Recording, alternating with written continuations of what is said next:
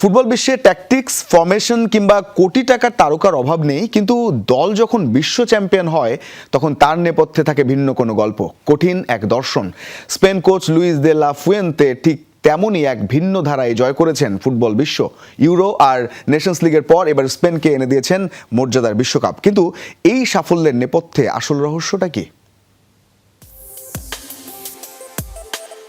মাত্র 4 বছর আগের কথা। অপেক্ষাকৃত কম পরিচিত এক যুব দলের কোচ থেকে স্পেনের সিনিয়র জাতীয় দলের দায়িত্ব নেন লুইস দে লা ফুয়েন্তে। অনেকেই তার যোগ্যতা নিয়ে প্রশ্ন তুলেছিলেন, কিন্তু 65 বছর বয়সী এই কোচ সব সমালোচনার জবাব দিয়েছেন মাঠের খেলায়। উয়েফা নেশনস লিগ, ইউরো কাপের পর এবার উত্তর আমেরিকায় ফাইনালে প্রতিপক্ষ আর্জেন্টিনাকে কোনো শট অন টার্গেট নেওয়ার সুযোগ না দিয়ে জিতলেন বিশ্বকাপ। টানা 38 ম্যাচ অপরাজিত থাকার পর স্প্যানিশ সংবাদ মাধ্যম এএসকে দেয়া একান্ত সাক্ষাৎকারে দে লা ফুয়েন্তে তুলে ধরেছেন তার সফলতার গল্প। আমরা বিশ্বকাপে একসঙ্গে 52 দিন কাটিয়েছি, অলিম্পিকে 45 দিন এবং অনূর্ধ্ব 21 দলের সঙ্গে 43 দিন থেকেছি। বয়সভিত্তিক ফুটবলে বহু বছর কাজ করার কারণে তাদের বেশিরভাগ খেলোয়াড়কে আমরা খুব ভালোভাবে চিনি। আমরা জানি কারা মানসিকভাবে শক্ত বা ক্যাম্পের 52 দিন 1 মিনিটও খেলার সুযোগ না পেলেও কারা মুখ গোমড়া করে বসে থাকবে না।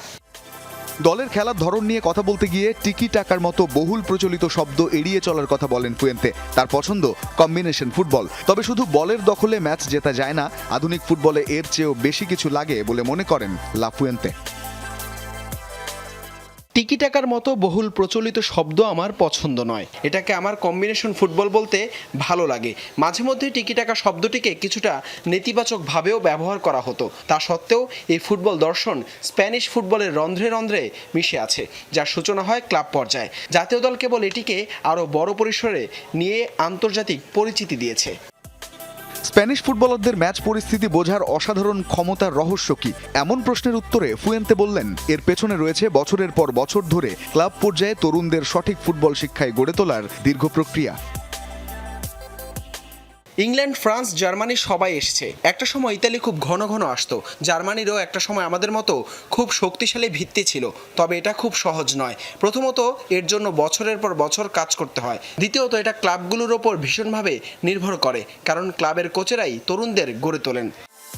স্পেনের সদ্য বিশ্বজয়ী কোচের মতে, ক্লাব কোচদের কাছে ছোটবেলা থেকে পাওয়া শিক্ষার কারণেই ম্যাচের পরিস্থিতি বোঝার ক্ষেত্রে স্প্যানিশ খেলোয়াড়রাই বিশ্বের সেরা। রঞ্জন শান্ত, যমুনা স্পোর্টস।